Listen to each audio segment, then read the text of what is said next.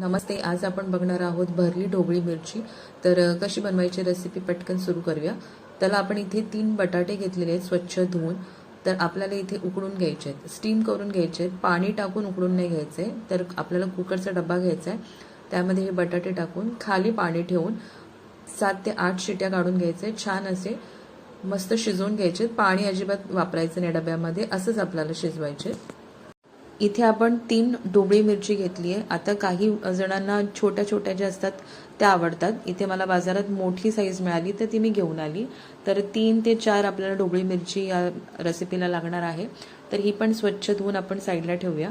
7 ते 8 शिट्ट्या काढल्यानंतर छान असे एकसारखे बटाटे शिजलेले आहेत तिन्ही. तर आपण थोड्या वेळासाठी थंड करत ठेवूया 5 मिनिटं आणि नंतर ह्याची सालं काढायची कशी ती बघूया. तर 5 मिनिटानंतर आपण ह्याचे 2 तुकडे करून घ्यायचे आहेत. खरं तर मी डायरेक्ट इथे मॅश केलेले बटाटे दाखवणार होती, पण मला असं वाटलं चला एकदा ही ट्रिक दाखवूया मी कशी मॅश करते बटाटे ते. असा झारा बहुतेक सगळ्यांकडेच असतो, तर ह्याचा वापर तुम्ही करू शकतात. थोडे थंड झाले बटाटे की या पद्धतीने दाबून घ्यायचे आणि अलगद तुम्हाला साली निघतात आणि एकाच वेळेला साली निघतात आणि मॅशही होतो बटाटा. तुम्हाला 2 वेगवेगळे प्रकार तुम्हाला करायला लागणार नाही, झटपट होतात. त्यामुळे तुम्ही ही ट्रिक वापरू शकता तुम्हाला हवं असेल तर. तर आपण तयार करून ठेवलेले आहेत हे बटाटे साईडला ठेवूया. आता पुढे जाऊन आपल्याला 2 टोमॅटो आणि 2 कांदे लागणार आहेत, ते बारीक चिरून साईडला ठेवूया. आता ढोबळी मिरची कशा पद्धतीने कापायची ते आपण बघणार आहोत. तुम्ही आडवी सुद्धा कापू शकतात आणि उभी सुद्धा. तर मी या पद्धतीमध्ये कापलेली आहे उभी. उभी कापल्यामुळे जास्त स्टफिंग राहतं, व्यवस्थित तुम्हाला परतताना सोपं पडतं. तर अशा पद्धतीने आपण साईडचे देठ काढून घेणार आहोत. काही बिया असतील तर तेही काढून घेणार आहोत आणि स्वच्छ करून आपण सगळे शिमला मिर्च रेडी करूया पुढच्या प्रोसेससाठी. आता आपण फोडणीची तयारी करूया. गॅस पेटवून त्यावरती जाडबुडाची कढई ठेवूया. आता ही कढई तुम्हाला ऑलमोस्ट सगळ्याच रेसिपीमध्ये दिसत असतील. खरं तर ही कढई म्हणजे आईची आहे आणि आई या जगात नाही आहे. तर ही एकच माझ्याकडे आठवण आहे आणि ती मला खरंच बदलायची नाही आहे. त्यामुळे मी नेहमीच हीच कढई दाखवते, मला खूप आवडते. तर चला आपण पुढे तयारी करूया. तर 2 चमचे तेल घेतलेलं आहे, त्यामध्ये 1 चमचा जिरे टाकायचे. जिरं छान फुललं की त्यामध्ये अर्धा चमचा हिंग टाकायचा आहे. त्यावरती 1 चमचा आलं लसणाची पेस्ट टाकून छान परतून घ्यायचं आहे. त्याचा कचवटपणा पूर्ण निघून गेला पाहिजे. 1 ते 2 मिनिटानंतर त्यामध्ये आपण बारीक चिरलेला कांदा टाकायचा आहे. नेहमी सांगते त्याप्रमाणे छान असा लालसर होईपर्यंत कांदा तेलामध्ये भाजून घ्या, त्याने छान चव येते प्रत्येक रेसिपीला. त्यामुळे घाई करू नका. छान असा रंग आला की त्यावरती आपण टोमॅटो टाकायचे आहेत. तर टोमॅटो पण आपण 2 बारीक चिरलेले टाकायचे आहेत. आपल्याला यामध्ये प्युरीचा वापर अजिबात करायचा नाही आहे, त्याने टेक्स्चर बदलतो. त्यामुळे आपल्याला बारीक फोडीच करून टाकायचे आहेत. तर व्यवस्थित शिजवून घ्यायचं आहे. एकदा छान शिजला टोमॅटो की आपण बाकीचे मसाले टाकूया. इथे आपण अर्धा चमचा हळद, 1 मोठा चमचा लाल तिखट टाकलेला आहे. त्यावरती 1 मोठा चमचा आपण धण्याची पावडर टाकलेली आहे आणि 1 छोटा चमचा गरम मसाला टाकला आहे. त्यावर चवीनुसार मीठ टाकायचं आहे आणि 1 मीडियम साईज आपण चमचा घेतलेला आहे, त्यामध्ये बेसन वापरलेलं आहे. बेसननी सगळं एकजीव छान होतं, गोळा तयार होतो. असं सेपरेट सेपरेट कांदा एका ठिकाणी आणि टोमॅटो एका ठिकाणी असं होत नाही, छान असं एकजीव होतं. त्यामुळे बेसन आवश्यक टाका, तुम्हाला फरक जाणवेल तुमच्या भाजीमध्ये. तर एक मिनिट आपल्याला असं परतून घ्यायचं मॅश करत करत.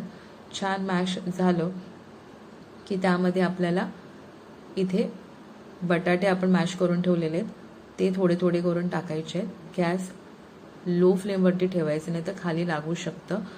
आणि भरपूर सारी कोथिंबीर टाकायची आणि छान असं ढवळून घ्यायचं आहे. आता मी लाल तिखट सांगितलं. लाल तिखट म्हणजे कोणता मसाला? काश्मीरी लाल तिखट मसाला मिळतो ना एव्हरेस्टचा, तो वापरायचा. त्याने रंग खूप छान येतो आणि चव तर छानच लागते. त्यामुळे मी तर तोच वापरते. तर असं मॅश करत करत आपण व्यवस्थित एकजीव करून घेऊया आणि मसाला तयार करून घेतलेला आहे स्टफिंगसाठी. तर ही अशी पण भाजी खूप छान लागते. डब्यासाठी तुम्ही अशीही बनवू शकतात. बरं, आपण हे एका बाउलमध्ये काढून थंड करून घ्यायचं आहे थोडं आणि आपण पुढची तयारी करूया. आता 2 ते 3 मिनिटानंतर परत थोडीशी वरून कोथिंबीर टाकायची, मिक्स करायचं आणि शिमला मिर्च स्टफ करायला सुरुवात करायची. तर एक घ्यायची भोपळी मिरची आणि त्याच्यामध्ये थोडं गरम असल्यामुळे मी सुरुवातीला चमच्याचा वापर केला स्टफिंग भरायला, म्हणजे आतवर व्यवस्थित ते भरलं जाईल, पोकळ कुठेच राहणार नाही. तर असं दाबून दाबून आपल्याला व्यवस्थित हे बटाट्याचं मिश्रण त्याला भरून घ्यायचे चारी बाजूनी.